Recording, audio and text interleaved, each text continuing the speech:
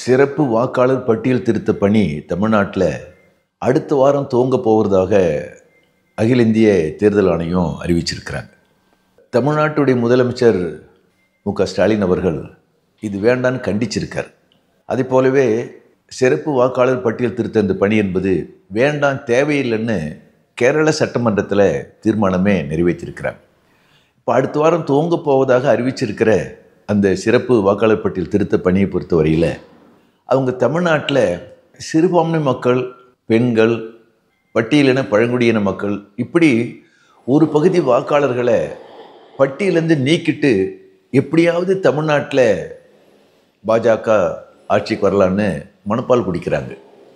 அதுக்கு துணையாக தமிழ்நாட்டில் அதிமுக பாஜக துணையாக இருக்கிறாங்க. அந்த அடிப்படையில் தான் மாநில முதலமைச்சரும் அது தேவையில்லை அப்படின்னு கண்டிச்சிருக்கார். நாம் ஏன் இதை எதிர்க்கிறோம்?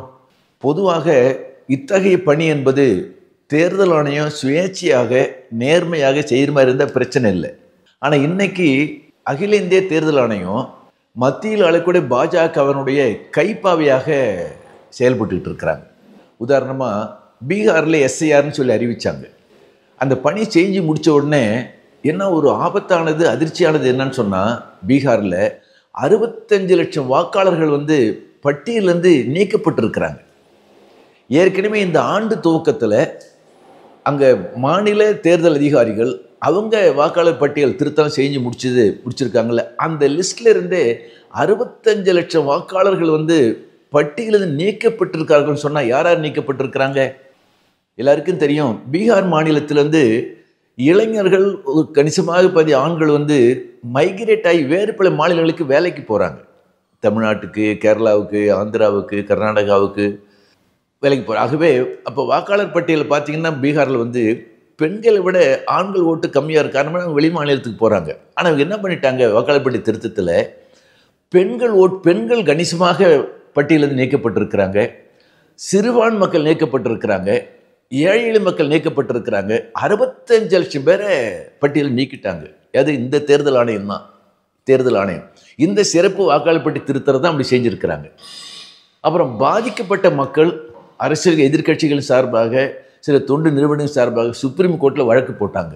பாருங்க, ஒரு மனிதனுடைய அடிப்படை உரிமை என்பது தான் விரும்பக்கூடிய அரசை தேர்வு செய்யக்கூடிய அந்த வாக்குரிமை, ஓட்டுப்பாடு உரிமை அடிப்படை உரிமை. இந்த அடிப்படை உரிமையை நிலைநாட்டுறதுக்கு சுப்ரீம் கோர்ட்டு போகணுமா? அப்படி சுப்ரீம் கோர்ட்டில் வழக்கு நடத்துகிறப்போ, எதிர்கட்சிகள் தொண்டு நிறுவனங்கள் வழக்கு நடத்துகிறப்போ தேர்தல் ஆணையம் ஆஜரானாங்க. அப்போ சுப்ரீம் கோர்ட் நீதிபதிகள் என்ன சொன்னாங்கன்னா, நீங்கள் வாக்காளர் பட்டியலில் 65 லட்சம் பேரை நீக்கியிருக்கிறீங்க, அதை நீக்குவதற்கான என்ன காரணத்துக்காக நீக்கியிருக்கிறீங்க, அந்த காரணத்தை சொல்லணும்னு சுப்ரீம் கோர்ட் கேட்குது. ஆனால் தேர்தல் ஆணையத்தின் சார்பாக அவங்க என்ன சொல்லிட்டாங்கன்னா, நாங்கள் சொல்ல முடியாது. சுப்ரீம் கோர்ட் ரொம்ப சீரியஸாக பார்க்கிட்டாங்க. என்னன்னா, நீங்கள் மட்டும் நீக்குவீங்க, 65 லட்சம் பேர் நீக்கிட்டீங்க, ஏன் நீக்கிறீங்க, எதுக்காக நீக்கினீங்க இந்த காரணத்தை சொல்ல முடியாததை உச்சநீதிமன்றம் ஏற்றுக்கொள்ள முடியாதுன்னு தகராறு பண்ணி கிட்டத்தட்ட ஒரு 6 மாதம் வழக்கு நடந்து, அதற்கு பிறகுதான் உங்களுக்கு இவங்க என்ன பண்ணாங்கன்னா, வாக்காளர் பட்டியலையே பீகார் மாநிலம் முழுவதும் கலெக்டர் ஆஃபீஸில், தாலுக்கா ஆஃபீஸில், பஞ்சாயத்து ஆஃபீஸில் அப்புறம் பட்டியல் போட்டாங்க. அப்படி பார்த்தா அநியாயம் நடந்துக்கிட்டு, பெண்கள் நீக்கப்பட்டிருக்கிறாங்க, சிறுபான்மை மக்கள் நீக்கப்பட்டிருக்கிறாங்க. அதற்கு பிறகு உங்களுக்கு பீகாரில் இப்படி நீக்கப்பட்டவர்களை சேர்ப்பதற்கு வாய்ப்பு கொடுக்கணும் அப்படின்னு சொல்லி முடிவு பண்ண. அவன் என்ன சொல்கிறான்னா, நீங்கள் இந்த வாக்காளர் பட்டியலில் சேர்க்கறதுக்கு நீக்கிறதுக்கு உங்களுக்கு ஏற்கனவே ஆதார் தான் போதும். வாக்காளர் அட்டை, ஆதார் அட்டை, இதுதான் வாக்காளர் பட்டியலில் சேர்க்கறதுக்கு இருக்குது. ஆனால் தேர்தல் ஆணையம் என்ன சொல்லிட்டான், வாக்காளர் பட்டியல் இது ஆதார் அட்டை ஏற்றுக்க முடியாதுன்னு சொல்லிட்டான்.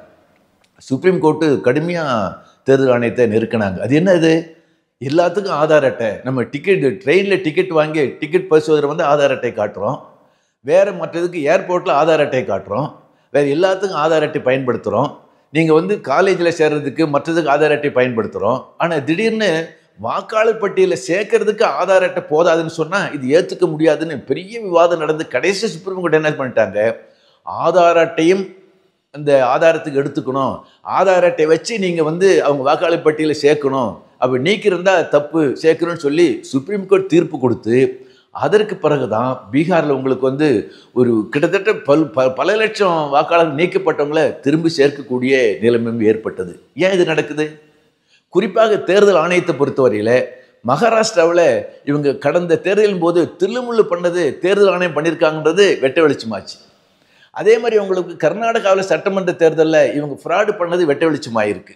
இப்போ மகாராஷ்டிரா பிஜேபி எம்எல்ஏ ஏற்றுக்கிட்டு இருக்கிறான். ஆகவே மார்க்சிஸ்ட் கம்யூனிஸ்ட் கட்சி பொறுத்தவரையில் இன்றைய அகில இந்திய தேர்தல் ஆணையம் பாஜக அரசாங்கத்தினுடைய மோடி அரசாங்கத்தினுடைய கைப்பாவையாக செயல்பட்டு வருகிறது. ஆகவே இந்த அரசாங்கம் இந்த பிஜேபி அரசாங்கத்து கைப்பாவையாக இருக்கக்கூடிய இந்த தேர்தல் ஆணையம் இந்த எஸ்ஐஆர் சொல்லக்கூடிய சிறப்பு வாக்காளர் பட்டி திருத்தம் நடத்தக்கூடாது, தேவையில்லை, வேண்டாம் என்பதுதான் மார்க்சிஸ்ட் கம்யூனிஸ்ட் கட்சி சார்பாக நான் சொல்ல விரும்புகிறேன்.